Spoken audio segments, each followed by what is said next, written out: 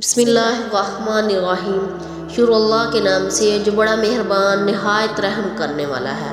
प्यारे नाज़रीन और ख़वातीन हज़रात, अस्सलामु अलैकुम वरहमतुल्लाहि वबरकातुहू।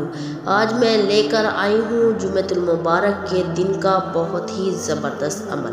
मेरे प्यारे बहनों और भाइयों, आपसे एक छोटी सी गुजारिश है, आपने अभी तक मेरे चैनल को सब्सक्राइब नहीं किया तो सदक़े की नीयत से मेरे चैनल को सब्सक्राइब करें और ज़्यादा से ज़्यादा शेयर करें। जुमे के दिन का बहुत ही ज़बरदस्त अमल, रिज़्क़ में बरकत। जुमे के दिन जुमे की नमाज के बाद आपने जो अमल करना है वो मैं आपको बताने जा रही हूँ।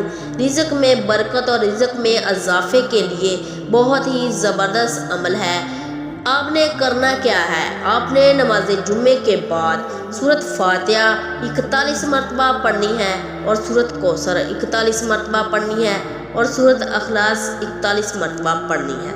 पढ़कर अपने अल्लाह रब्बुल इज़्ज़त से अपने रिज़्क़ के लिए दुआ करनी है। इंशाअल्लाह ताला रिज़्क़ के बंद दरवाजे खोल दिए जाएंगे। अल्लाह ताला रिज़्क़ में बरकत पैदा कर देगा।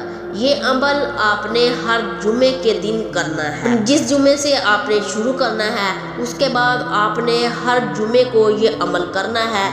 इंशाअल्लाह ताला घर की तंगी परेशानी हर मुसीबत दूर हो जाएगी।